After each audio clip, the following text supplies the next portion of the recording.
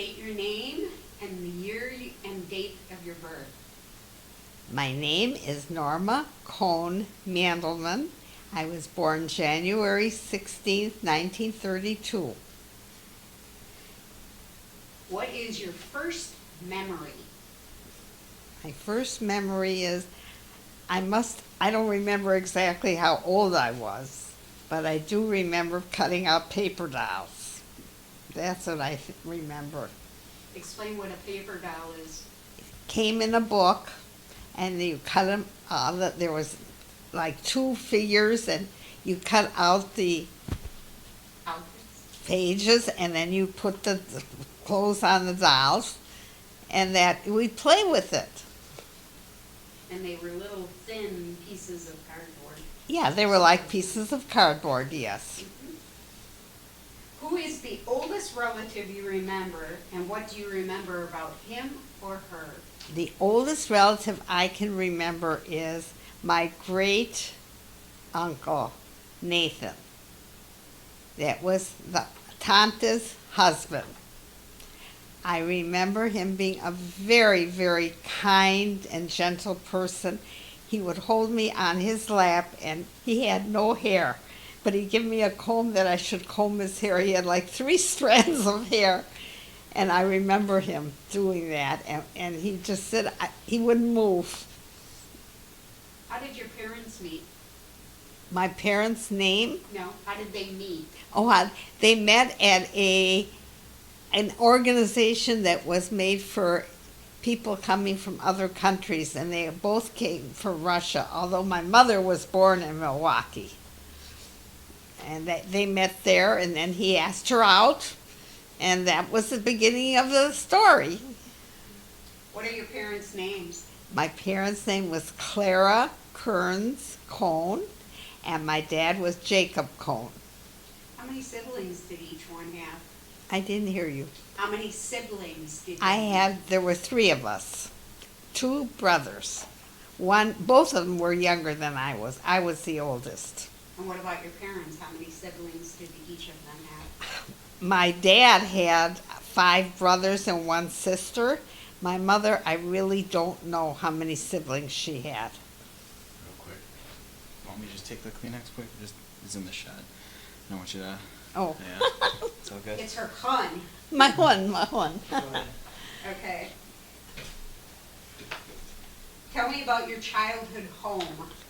Well, my earliest recollection is the first house that I remember was 2803 North 49th. And I think right before Stephen was born, or right after Stephen was born, my parents bought a house a block away, 2878 North 49th Street. It was a beautiful home. It was made of land and stone, and we had a music room and 3 bedrooms, 1 bath, but 1 bathroom only. Is that the house I knew? Was that the house I knew? Yes. I didn't remember there was a music room. How did you celebrate the holidays with your family? How did we celebrate? Well, the Jewish holidays we celebrated as everyone would celebrate. My dad's family. My mother really had no family here. It was all my dad's family. His brothers, their wives, my uncle, and the children. And growing up, we all get together, usually at my one aunt's house. My Aunt Rose and Uncle Abe would have like a Seder, and then my mother would have the second Seder. And then as years went by, my Aunt Rose couldn't do it anymore, so my mother used to have the Seder. And I mean, when I say a Seder, she'd have like 30 people. So that was basically what it was. And then whenever there was a holiday or something, we always got together with my Aunt Ethel and Uncle Sam and their family, which consisted of my cousin Eddie and my cousin Marilyn, who now lives in San Diego. And Mackie or no? No. How did you meet your spouse? How did I meet? I met my spouse at a wedding. my friend Doreen, it was Doreen Cash, asked me to be her bridesmaid at her wedding, and some distant relation, my husband, who was my husband, was invited, and his parents were there, and he came up to me at the wedding and asked me to dance, and I said sure. So we danced, and he said, "Gee, you're a very good dancer." I said, "Well, thank you. You're not so bad yourself." And he asked to take me home, but somebody else had asked me to go take me home, and so that was the end of that. And then he was still in the service, and he had to go back. And the following summer, there was a surprise party for a friend of mine, Eileen. It was Eileen Baum Gray now, and her cousin was making it for her, and she called me up and invited me to the party. It was a beach party, and the fellow that I had been dating just went into the Army, and I said, "There's nobody I would like to ask." And she said, "There's this really, really terrific guy who just got out of service, and he wants to get back and meet people and everything." And she said, "He's great. You'll like him a lot." So I agreed to go. Didn't remember him at all. He called me up, and he told me what time he was picking me up and the day. And that was the beginning. I thought you said he was obnoxious. I thought you said Dad was obnoxious. Oh, the first time I met him was at the rehearsal. And he came in with his brother Shelley, and they were loud and obnoxious, and nobody liked them. And so I thought, no, not for me, not for me. But then when I met him the next night after that, then he was quiet and calm and very nice. Tell me about your wedding day. Oh my goodness. Let me start in the morning about 9 o'clock. I had a beauty shop appointment, had my hair done, came home, and my mother said, "We are leaving for the hotel before the phone starts ringing and people start calling," because they had been calling in the morning. I don't know why they were calling, but they were calling. And so we picked up my wedding gown and all, and went to the hotel, and she invited my in-laws to the hotel. We all had lunch together, but not Dad. No, he wasn't able to come because he couldn't see me that day. And so my father-in-law was a real character. You had to appreciate him when you knew him. And my mother-in-law, on the other hand, was real strict. And she said, "You have to keep kosher." And what does he order? He orders a ham sandwich. And he says it to the waitress real quietly, so she shouldn't hear. And the waitress said, "What is it that you want, sir?" And he said, "A ham sandwich." And my mother-in-law looked at him and she said, "What did you order?" And he had to tell her. And so she wasn't happy with him at all. And then we went and we had a room where the people in the wedding changed their clothes, and we talked and visited, and some of Dad's relatives that came in from out of town, from Chicago mainly, came, and I met them for the first time. They came in, and I was getting undressed and then dressed again. And here they're talking to me, and we met for the first time, and they were very friendly and very nice. And one of the ladies who ended up living in Seattle, Washington, was this far out. She was expecting her baby within very shortly, and she wished us good luck. And then we had to I had to finish getting dressed. And then they lined up how we were coming out, and I saw Dad, and he waved at me, and then this procession started. Tell me about when you had your children. What do you feel is different than it is today? Well, number one, it's different because now your husband can be in the room with you. When I had my children, no husband was in the room. They were not allowed in the room. And when I had my firstborn daughter, Faith, we went to the hospital. But before we went, my mother and my aunts decided I wasn't going to have my baby that day.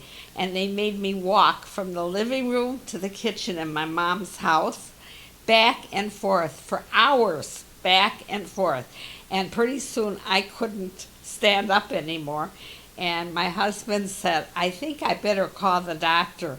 And they said, don't bother, she's not having the baby till tomorrow. Well, he didn't listen. He called the doctor, and the doctor said, I was long overdue. Bring her to the hospital. I'm going to deliver another baby. The other baby was this woman's 5th child.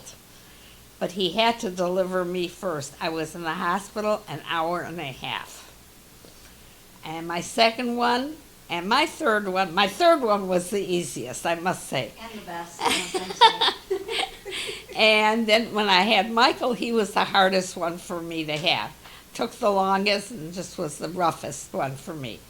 And not once was my husband allowed in the labor room. Not at all.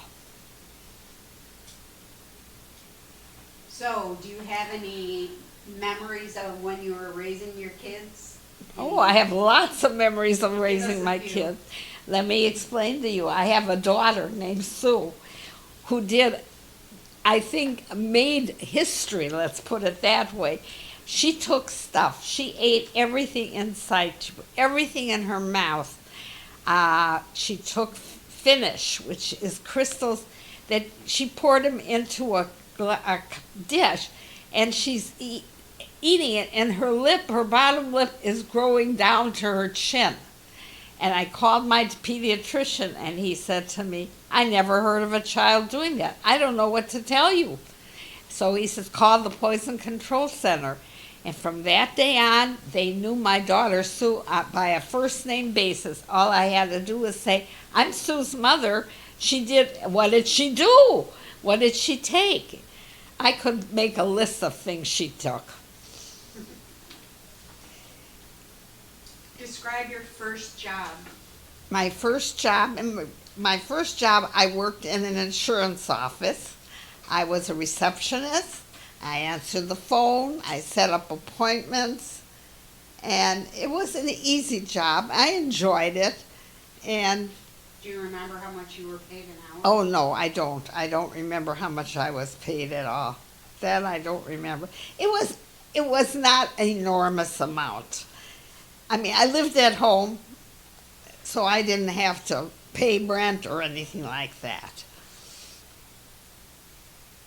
Where were you when you heard that President Kennedy was shot? And how did Oh, you I react? remember that day. I was home. I was pregnant with my son Michael, and I was hysterical. I was just, I couldn't believe what I was seeing. I knew what was happening, but I couldn't believe it. And Dad came home, and he said, this got to stop. He says, you're going to lose the baby, and you're going to get yourself all worked up. And the next time it happened was when they shot Oswald, and it was like I witnessed a murder.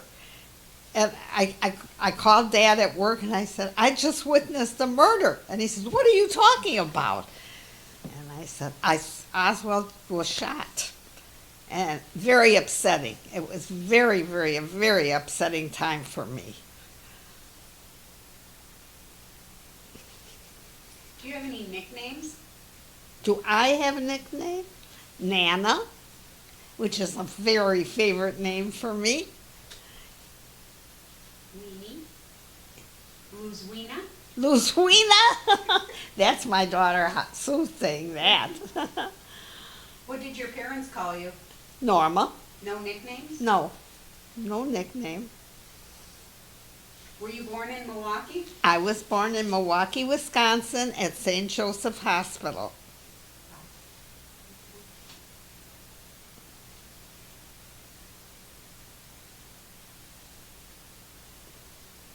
What is your paternal grandmother's full name?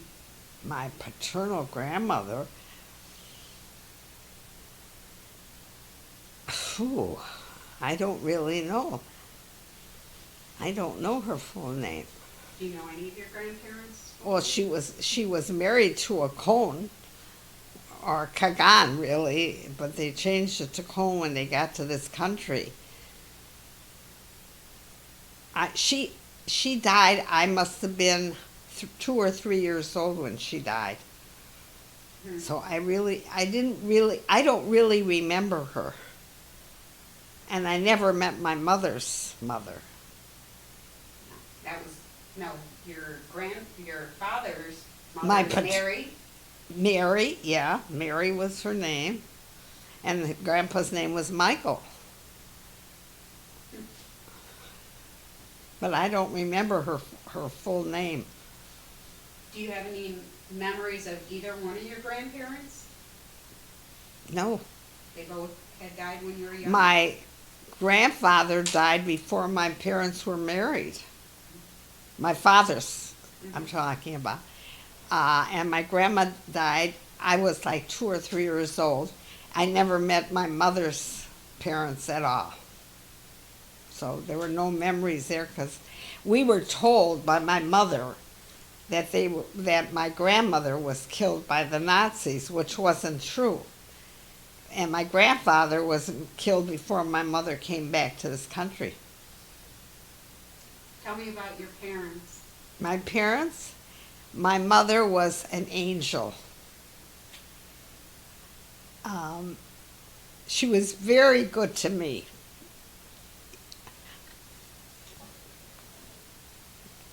My father worked very hard. When he started his business in 1936, we barely saw him. He would be gone early in the morning and he wouldn't come home like till 9, 10 o'clock at night till he got that shop running. And my mother was the one that raised us. My father was there at every important part of our lives. But my mother was the one that really took care of us. And she was, even after I got married and I had children, she was always there. Always. Whether it was good time or bad time, she was there.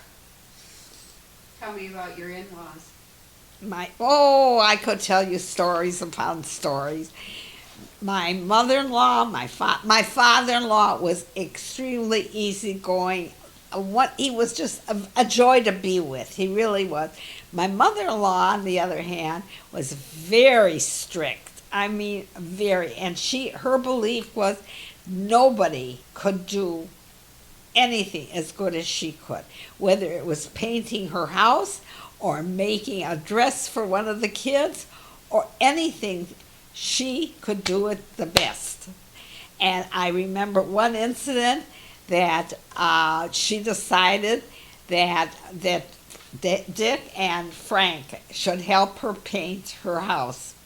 She gave them each a paintbrush. They did one stroke. She came and took the brushes away from them both and said, I can do a better job. I don't need you guys to do it. Very strict. Very, very strict. She was extremely kosher, and she kept her home that way, and God forbid if you mixed up her silverware, there was a lot to pay. She would really yell at you. Dad remembered the time when he just came home from Korea. He was in the war, and he was drying the silverware that she had washed, and he put it in the wrong container, and she buried the silverware in the backyard. And I always said, if somebody bought that house and they were going to plant a garden and they dug up the backyard, they're going to think they hit a silver mine. How How did she interact with your children, both your mother and Dad's mother? My mother was great with the kids. Just one kid, there was a little girl named Sue. My mother was afraid to take care of because she was afraid she'd do something, put something in her mouth or something, and she was scared she'd have to do something. She didn't like that. She was great with my other kids. And after a while, when Sue stopped doing those crazy things, it was good. Now, on the other hand, did you ask about my mother-in-law? She had certain kids that she loved, and certain kids, not so much, not so much. And when Faith was born, she was the first grandchild, to both sides. And my mother-in-law made her a lot of dresses and coats, and she even built her a toy chest that was beautiful. It really was a beautiful thing. And then Holly came, and Holly she didn't like, and to this day I don't know why, I don't know. And Sue she accepted because Sue was named after her husband, and Michael she adored because he was a boy. And that's all. Tell me the story about the day Michael was born And your mother-in-law came. When Michael was born. Oh, I'll have to tell you that story. Michael was born in the morning, and Aunt Becky came, and my mother-in-law came, and she presented my husband with a beautiful wristwatch because he had a son, and she gave me an orange. Did she say why she gave you an orange? Nope, she just said, "This is for you." First she gave him the watch, and then she said, "And this is for you."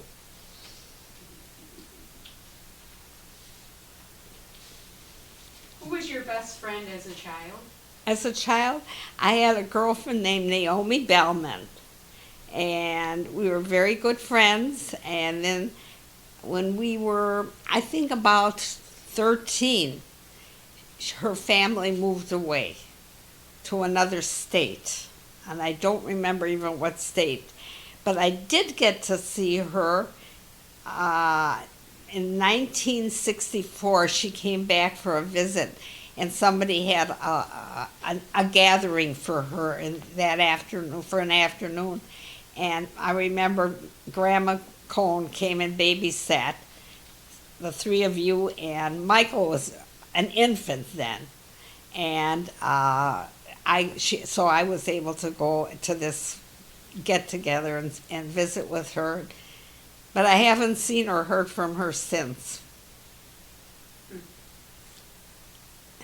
And then there was a whole group of us, as 12 and 13, 14 years old, that we went to school together. And it was Dickie Reba, Dickie Bender, Muriel Guten, who I still get together with once in a while. The Wicked Witch? The Wicked Witch? Yes, the Wicked Witch, yeah. I have to tell you that story. Her husband came over to fix my dishwasher when we lived on 57th Street, and Michael was a little boy then, and he's laying on the floor next to poor Nate and trying to watch what he was doing. And he was in the way, and so Nate said to him, "You better get away from me so I can finish up the job here because my wife, the Wicked Witch, is coming to pick me up." And Michael's eyes got huge, and he backed off. And when she came, she rang the bell, and he says, "Oh, the Wicked Witch is here." And Michael took off and hid under the bed. And to this day, he calls her the Wicked Witch. Did you do any extracurricular activities in high school? Yeah, I was in Tonya Toppers, which was a variety show, and it was the first one that Washington ever had, and I think they still have it, and they do it every year now. And I went to school with, by the way, Jerry Mason. He was the one who directed a lot of it. And Gene Wilder, who was then he had a different name then. And it was a bunch of kids that had stars in their eyes. And you literally had stars in your class. Yes, I did. And by the way, Gene Wilder saved my life. That's right. Tell us that story. A bunch of us decided to go to Bradford Beach. And we get there, they said there's a big rock in 12 feet of water. And if you stand on the rock, you're above water. So I don't know how to swim. They taught me they're giving me an inner tube. I didn't get in it. I was just holding on to it. And they said, get to there and you'll be above water. So I, like a dumb Dora, go, and I went out. I got out there okay, but then a big wave came, knocked the inner tube away, and I went down. And everyone started going back to the beginning of the beach. And all of a sudden, Gene Wilder, who was Jerry Silverman at the time, remembered that I didn't know how to swim. And so he turned back and tried to help me, and he did the wrong thing. He came forward at me, but by the time he got to me, I was panic struck. I must have swallowed half of Lake Michigan. And he reached out to me, and I socked him, and I scratched him, and I pushed him underwater. And I thought he thought he was going to be killed by me. And the lifeguards on the beach saw something was wrong, and so they came out and they had to push him into the boat before they even got to me because he was exhausted. And I remember taking my daughter Sue to the movie Willy Wonka, and I told her the story, and she said, "You hit Willy Wonka?" I thought you had maimed him. As Oh. he comes out with the cane. Do you remember your first car? Your first car? My first car? I didn't drive till I was married. How old were you? When I got married? No, when you got your license. Oh, when I got my license, I must have been about 24, And how old were you when you got married? 21. So you didn't drive at all for 3 years? No, I must have been younger than 24. I did drive because Dad was teaching me how to drive before we got married. How did you get your driver's license? How did I get it? Do you really want to know how I got my driver's license? Dad had the police chief of Cudahy was a friend of the Mandelman family in Cudahy, and he took me there to get my license, and the chief asked him, does she know how to drive? And he said, yes, I taught her myself. And he says, good enough for me, you got your license. That's how I got my license. Okay. Where'd you go on your first date? On our the first date was the beach party. We went to the beach party for Eileen. That was a blind date? That was A blind date, yes, that was a blind date. He knew who I was. I didn't remember who he was. Where was your first house? My first That you guys got? House. My first house, that when we got married, well, our first place we lived in was an apartment on 72nd and Center. It was a 2-bedroom living room. It was very small. And after we had a 1-year lease on it, and there were 4 units in my building, and the lady that lived upstairs made ceramics, so she kept the heat so high that you could have baked cakes inside in the apartment. And so I remember my daughter Faith was an infant, and those days the doctor came to the house to check the babies, And he said, "You got to get out of here. I have the windows open in January. It was that hot in there." So we started looking to rent a different place, and we found a place on 53rd and Nash. And then where did you move? We lived on 53rd and Nash for a couple of years, and then we bought our first house on 57th. 3750. Keith? And 57th Street was 3715. Mm-mm. The house I lived in? You were born there. 3445. Oh yeah, 34. What am I? I'm saying 3715 was the house on 53rd. Oh, okay. Yeah, 3445 North 57th. Where did you honeymoon? We drove from here, from Milwaukee, I should say, to California. And we stopped, on the way. And then the last night in California, we decided to stop on the way home to see Uncle Shelley, because Shelley was in the Army at that point. And he was, I forgot where he was stationed, but not too far. But but before we left, the night before we left California. We drove most of the next day, and then we stopped to see, and they didn't want to let us see him because he had just gone into the Army. This was his first station he was at. And Dad said, "I'm a veteran," and he gave them a whole spiel, and they finally but they wouldn't let Shelley off base. We had to stay on base with him, and we got to visit with him because he wasn't at our wedding, because he was in the service at that point. And on the way home, we stopped in St. Louis, and we spent the night with Aunt Casey, who was not Aunt Casey at the time, but she was Shelley's girlfriend. We spent the night at her parents' home, and then we drove home from there. Daddy and Papa? Mm-hmm. Yes, Papa.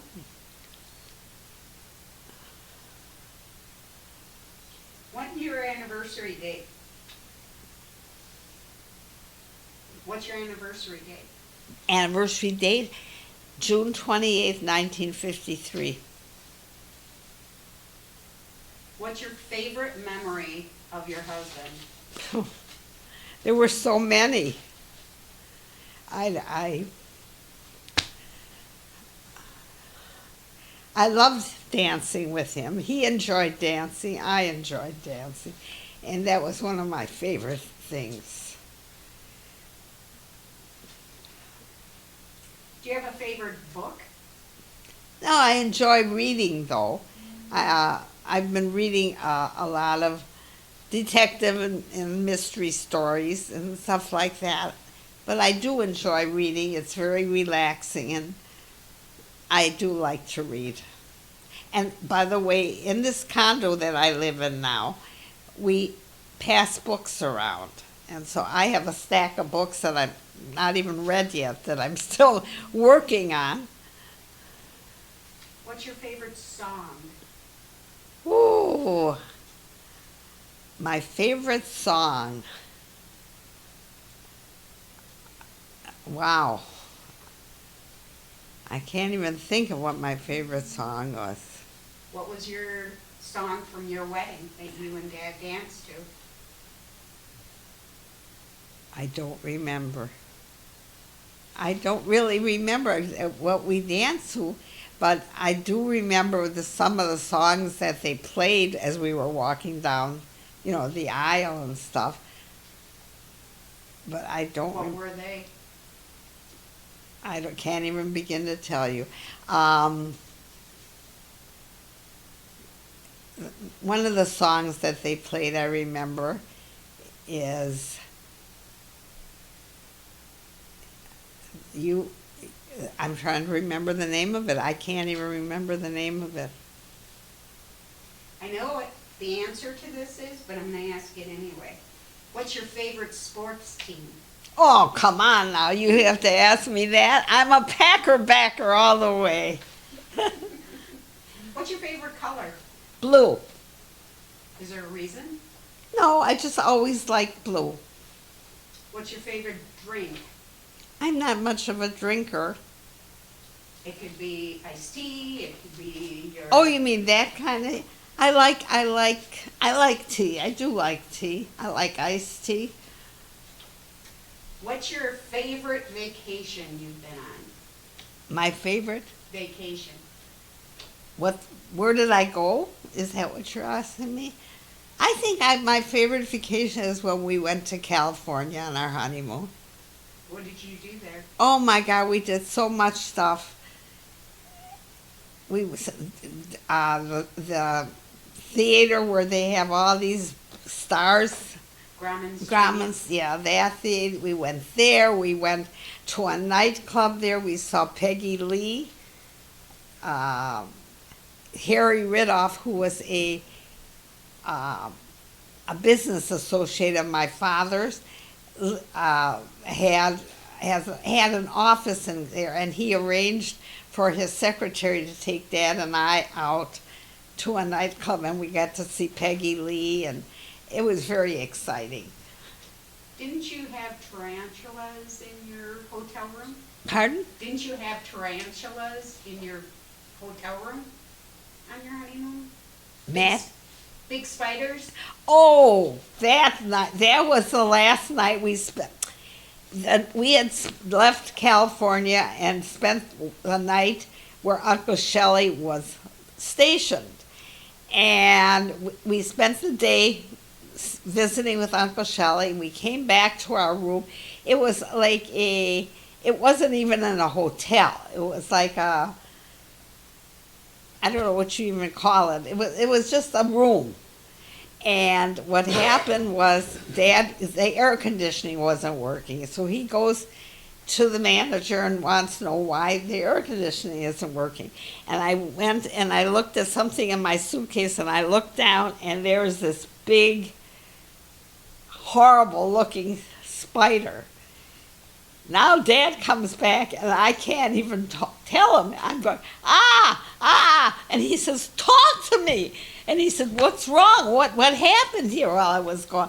And I'm pointing at them, and he's chasing it all over. And he hits it with a magazine, and it wouldn't die. It just kept running around, and I said, I can't sleep here. And he says, well, I need some rest, because he drove all day. He said, I turned every light on in the bathroom and in the room, and I never took a stitch of my clothes off, and I had a sweater ready to go leave the room, and I never went to sleep. I stayed up all night. He slept, but I stayed up all night, and the next day we left from there, and I slept all day in the car, but he was up all night, Dave. Tell me about our Israeli trip. Oh my God, that was so much fun. My whole family, meaning my children and my husband and myself, and by the way, it was Holly and Greg's anniversary. No, not their anniversary, their honeymoon. And my brother Steve and my mom all went to Israel as a group. And we were on a bus touring all over Israel. And I rode a camel. And I got to tell you about that. And I rode the camel, and Dad was laughing so hard at me on the camel, he couldn't get on his camel. And on the trip, there was a Bedouin chief, and he offered 17 camels for yellow hair, which was Sue. And Michael was worried about it, because he says, how are we going to take 17 camels home on an airplane? I said, you don't have to worry about it. We're not taking the camels.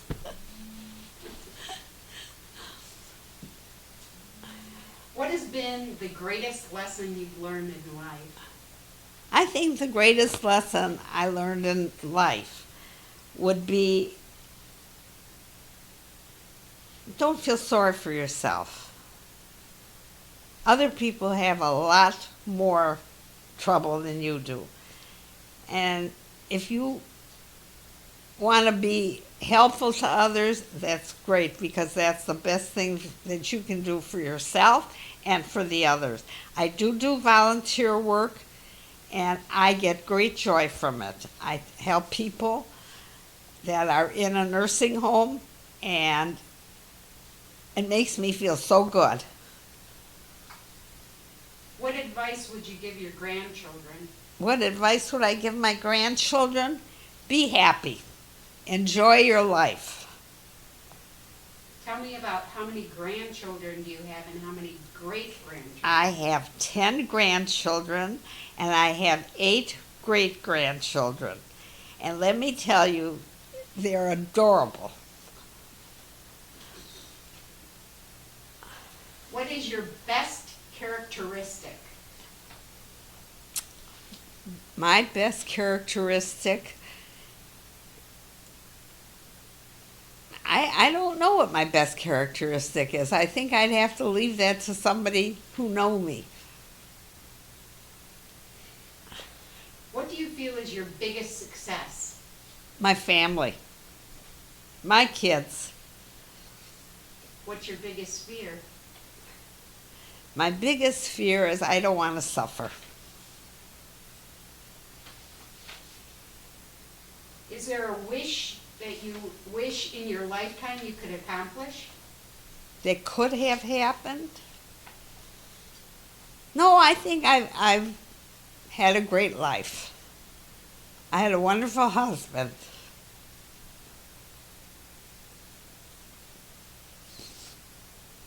If you could give one piece of advice to your kids about how to raise their kids and their grandkids, what would it be? I would never dream of telling my kids how to raise their kids because everyone has different opinions and feelings about things. And what I feel is it's up to them. They have to live with it. They have to know what it is. What do you feel is the biggest change from when you were growing up to your grandchildren growing up? To my grandchildren, The biggest difference? when I was growing up, whatever my mother or my father said, that was a law. There was no ifs, ands, or buts about it. That was it. If my mother would say when I was a teenager, you have to be home at 12 o'clock, I better be home at 12 o'clock or I paid a price for it. The price was you couldn't go out for another 3 weeks on a Saturday night then. You couldn't have a date. She didn't care if you had a date or not. My mother never went to sleep till I got home. And I gotta say, I inherited that from her. I have to say, yes, you did. I did not pass that on. What is one of your funniest stories that till this day will put a smile on your face? Oh, I smile easily. Funniest stories. I don't know what's my funniest stories. There's so many. Pick a few. Oh gosh. We said a few tonight. I can't even begin to think of what was. Tell us the story about Chris the dog. Oh God, with Marvin? Well, I had a dog. Well, his name was Chris, but it was supposed to be my mother's dog, and she decided no, she just put new carpeting in and all that. So I inherited the dog, and when we moved to Bayside, I was having company over, Marcia and Marvin Shapiro, and I had made a dip and put the dip in between the celery, and the dog got at it and ate the whole plateful, the whole plateful, and the dog got gas from it. And The dog would go after Marvin. Wherever Marvin would sit, the dog would come and release the gas.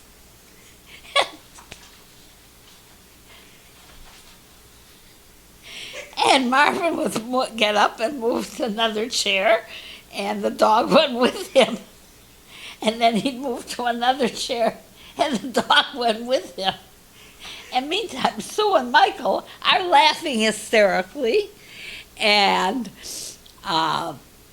it just was a crazy night. And the dog smelled food. My mother used to feed the dog everything. I mean, everything, from gefilte fish to herring to everything. And buttered toast. And oh yeah, he had to have his buttered toast. If it wasn't buttered, he wouldn't eat it. Tell us about the time that all 4 of your kids had chicken pox. Oh, that was a wonderful, terrible thing. Michael got chicken pox. It was during Christmas vacation. And he had a very, very mild case. I mean, he'd have one here, one there, one on his back. And Faith was in college at the time. And Sue got it next. And she was really sick. And the doctor had to come and give her a shot because she couldn't breathe because there was chicken pox in her throat. And so right when Sue got sick, I got a call from St. Louis that my brother-in-law, Shelley, had a massive heart attack. And so we had to go there. So my mother came and stayed at the house, and she gave Sue cool baths so she could break the fever and stuff. And then I get a call from my mother that she was so sick, and I said to my husband, I have to go home. I can't leave my mother with her being sick like that. And so the doctor had come in and said to my husband, you might as well go home because this could linger on for weeks. And so he said, if you have to, you'll come back. That's all. So we left, we came home, and I get a call from Madison, where my daughter Faith was going to school, that we had to come and get her because she can't stay in the dormitory because it's very catching, and they didn't have a place to put her. So we had to go get her in Madison. Then my daughter Holly comes home from school and said, oh, my neck has been itching all day. I said, let me see, let me look at your neck. And she had chicken pox also, so I said, get undressed and get in bed. My husband never had chicken pox, at least that he could remember. So I called the doctor and I said, should he leave the house? And he said, just keep him away from the kids. Don't go. He shouldn't go in the room. Should keep different dishes and silverware for him that the kids don't use. And the next day, my mother decides to come over and help me. And she comes in and she comes up with this wonderful remedy that you mixed. What did she mix? Flour. Yeah. I think it was baking soda and water, and she made a paste, and she put it all over the kids, and it did help the itching, but it crumbles in the bed, and it's all over the floor. I did nothing but vacuum the floor all day long with them, and then my mother doesn't remember if she had chicken pox. And I said, why did you come here then? And she said, well, what's the difference? If I get it, I get it. Didn't bother her. Tell me about your siblings and Dad's siblings. Tell me about your siblings and Dad's siblings. Okay, let me start with Dad. Dad had 2 brothers, Shelley, who was my age, in fact, and he's passed away quite a while ago, a long time ago. Died very young, had a bad heart. Then his youngest brother is Frank Mandelman, who was married to Sonny. He had a number 1 wife before that, and he's not well. But we're hoping he gets better. I don't know if he will or he won't, but we're hoping. And my siblings, I have my brother Melvin, who was 4 years younger than I am, who passed away of cancer. And my younger brother, the youngest of the brothers, is Steve, who lives in San Francisco. And he's very good to me, extremely good to me. The best brother, yes. The best brother. Yeah, he's a good brother, I'll tell you that. He's very good to me. So can you tell me all the different sicknesses that run in our family and Dad's family? What you can remember. What I can remember is diabetes. Mm-hmm. That's number one. Dad had it. I have it. My daughter Sue has it. My daughter Holly has it. My son Michael has it. Faith does not. Yes, she does. Oh, yes, she does. I take that back. So that was the number one. My husband had a stroke, and he did have a heart condition. His father died of cancer. What kind?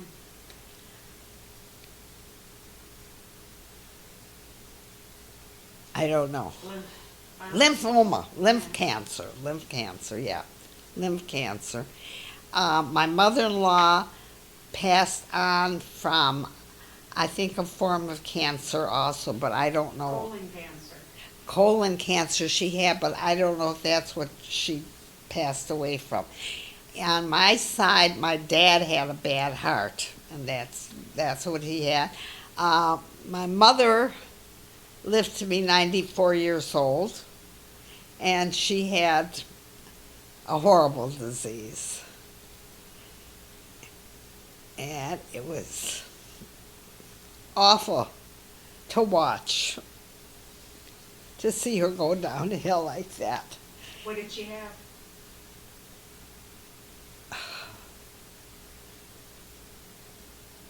I can't even think. Alzheimer's? Alzheimer's. She had Alzheimer's. And it's not easy to watch your mom go down like that. Do you remember that we would go to visit her? Oh, as yes. Kids?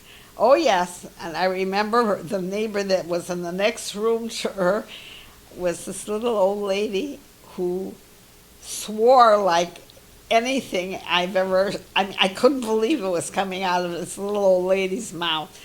What she wanted is cigarettes. She'd always ask, "Do you have cigarettes? Do you have cigarettes?" And if you said no, you got yelled at. And there What were. about Howard? Howard. Oh, and there was Howard was at the nursing home too, and he used to walk around knocking on the walls. Oh yeah, they're good wood in here.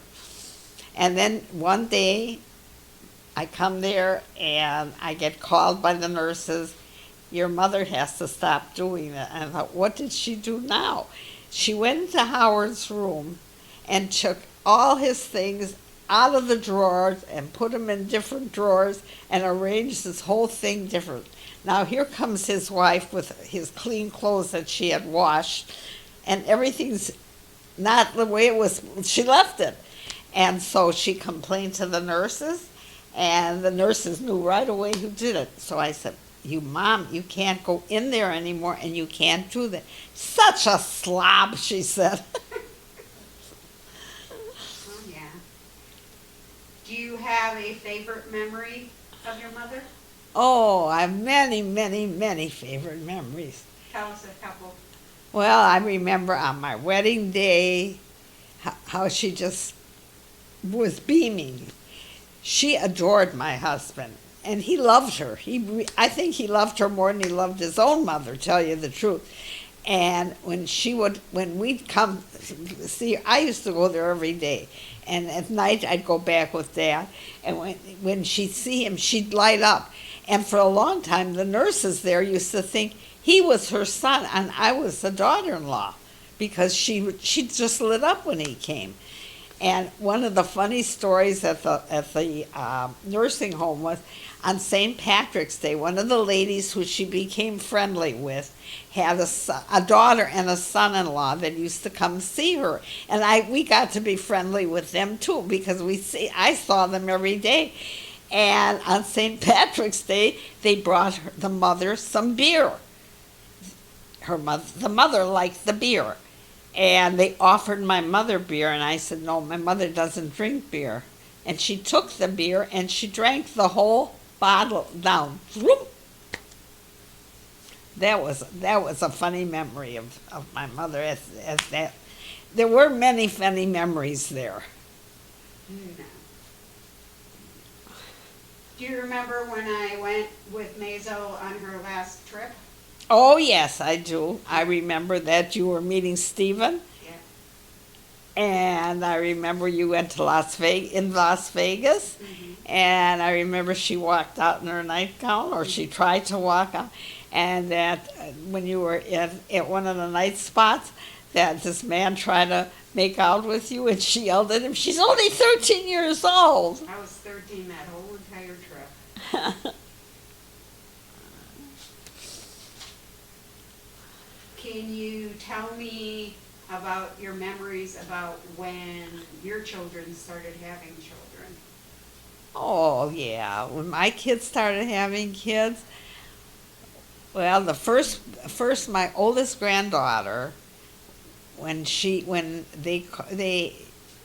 had a very hard time, if you remember, and we all were at the hospital. She went in on Saturday night, and all Saturday night she was in labor, and Sunday came and nothing was happening. And finally, Greg came out and said, we have a little girl. And everyone went crazy. That was number one. And when she had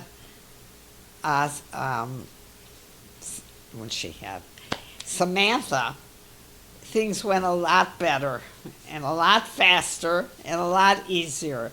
So there was not as much excitement. And then Faith had Josh, and I think Josh had to go back in the hospital. He had something. Thrush, that was a thrush. And then she had Becky, and then she had Adam. And when she had Adam, I had Becky, and I had Josh at my house staying there. So it was quite an experience. That's all I can say. And after each one of my grandchildren were born, the girls, not Michael's wife, but my daughters, came and stayed at my house with their babies for at least a week or two. Holly stayed longer because she was really run down. She had a bad time of it. And the others stayed about a week. And then I missed them when they left with the babies. Do you remember when I came to stay with you after I had Spencer? Yes, I remember that. And he was a little boy. Mm-hmm. Oh, yes, I remember. And I remember making latkes for him. He liked my latkes. I sprinkle sugar on the top. Yeah, so you'd overeat your latke. And play bingo? Oh, yeah, we played bingo. And what did they like to listen to on the... Hava! Play Hava more! From our wedding. And did we watch your Hava as well? Yeah. Your renewal of vows? Yeah. They used to like to play Hava more, play Hava more. Yeah, you guys did love doing Hava. What is a memory that you want to let your grandchildren and your great-grandchildren know about you? About me? Just that I love them all. I want them to be happy and healthy. That's the important thing, to be happy and healthy.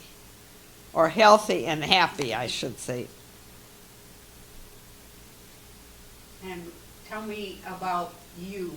what can you tell them about you? Describe yourself. Tell them what? Describe yourself. Oh, I'm a little old lady. I don't feel like a little old lady. I will tell you a funny story. My doctor said, I do volunteer work at Sarah Chudnow, and my doctor happened to come to see a patient there, and he said, "What are you doing here?" And I said, "I volunteer here."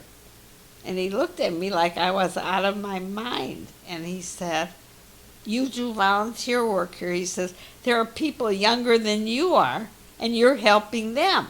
And I said, "As long as I can, I will do it because it gives me a great deal of pleasure, and I think they enjoy having me there." I get greeted every Thursday when I come. I get greeted by them. "Oh, we know it's Thursday because you're here." Tell us about some of your friends that you have. Some of my friends. I made a lot of friends in the building, by the way. We moved in here, I didn't know a soul, not one person. And now I go out almost every Friday night for dinner with some of the people from here. I walk almost every day with Carol. And whenever there's somebody has a party here, I'm usually invited to. And we did have a stock club that we belonged to, but that has been dissipated now. Tell me about the Lucky Five Club. There were 5 couples, and it was Eddie and Eileen Blumberg. There was Joan and Lori Schwade, Sally and Phil Oskotsky, Dad and I, and Reva and Larry Burston. They were not in it anymore. They had moved to the east side, and we were no longer good What enough. about the Shalhoubs? Then they came. We asked Barbara and Eddie Shalhoub, and the way I knew Barbara Shalhoub is, Dad had a collapsed lung, and was in the hospital. And in the room right next to him was Eddie Shalhoub, who had lost one of his lungs. And I met Barbara, because she would be there every day, and I was there every day. And she says, well, she's staying with her mother on 45th and Locust. And I said, oh, I'm staying with my mom on 49th and Locust. She said, well, how do you get here? And I said, well, I didn't have a car. I didn't drive. I wasn't driving. I didn't have a car. And so she said, well, why don't I just pick you up? She said, I'm going, and it's just a few blocks out of my way. So she started driving me there and taking me home, and we got to be friends. She knew Sally, and so Sally and she knew each other, and then we met, and then Sally, when Larry and Reva Burston dropped out of the club, Sally said, how about asking Barbara and Eddie? So we'd meet like once a month, and we'd play poker and mahjong, make dinner, or go out to dinner, but we used to make dinner at the beginning. And we always celebrated New Year's Eve together, and it was just a very nice group. How did you know the ladies, other than Barbara? We already know. Okay, Eileen and Eddie, well, Eileen lived right across the street from me when we lived on 53rd. She lived on 53rd, but on the other side of the street. And one day she was walking, pushing a buggy, Jerry, and it was in there, and I said, oh, she said, do you have a little, and I was pushing Faith, and so she said, why don't we do this together? And we started walking together, and we became friends. And by the way, that's how the Lucky Five started. She invited Dad and I over for mahjong and poker. And we went, and that's who she had there as a group. And we said we all enjoyed each other's company. Why don't we do this as a regular thing? And that's how it started. And Joan Schwade, I knew from junior high school. We used to eat lunch together. But then you sort of drifted apart, but that's how I knew her. And Riva, I met at Eileen's house. And who am I missing? Sally lived on 49th, just maybe 5 houses away from me, on the other side of the street. So that's how I knew them ladies. Do you know how Dad's parents met? Do you know how Dad's parents met? No. No. I have no idea how they met. But I know he was living in Chicago at the time when they met. So that's all I ever really knew about that. Who was your maid of honor? Who was your maid of honor? My maid of honor was my cousin Becky, and my matron of honor was my cousin Annie. So obviously you were close with both?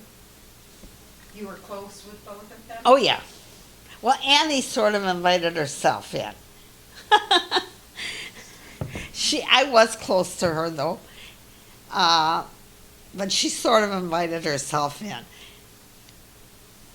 She said, I'm going to be in that wedding whether you like it or not. And that was it. Who was Dad's best man?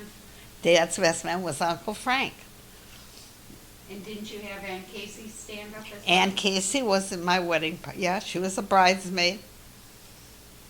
She was a bridesmaid. How many grandchildren are married? Of my grandchildren, let's see. Well, I can't say Becky is married, or I don't know, is she married yet or she's not married? Okay, so Josh is married, is 1. Holly's 2 girls are married, is 3. Des is married, is 4. And who am I missing? Michael has none. It's 4. Fine. Go on. You have Josh. Who am I missing? Janelle, Sammy, and Des. Well, Becky will be. Yeah, none of Michael's. No, none of Michael's girls are married, Yeah. and Logan isn't married. And do you remember going to any of the weddings? Do you remember going to any of the weddings? Oh, yes, I was at Dez's wedding, both weddings. His first and second wedding, and to the same girl. And let's see, I think I was at everybody's wedding. I was at Sammy's wedding, I was at, Janelle? Janelle's wedding. I was at the reception and at the wedding on the cruise. Mm-hmm. And Who- Josh? And Josh's wedding I was at, yes. Yes, I was at all the weddings. And did they all do Hava? No, yeah, I think they all, no, they did not. Janelle didn't do Hava, and I don't think Sammy did a Hava. Not many fall off the chair during the Hava. Yeah, he fell off the chair. So what else do you want to tell me about your life? I've had a very good life. I've been very fortunate. I had a wonderful husband, and thank God I'm in good health. How old are you right now? Right now, I am 87 years old. Almost 80, no, I take that, I'm 86 years old. I'm almost 87 years old. And when I see at Sarah Chud now what some of the people are going through who are younger than I am, I'm very fortunate. Very fortunate.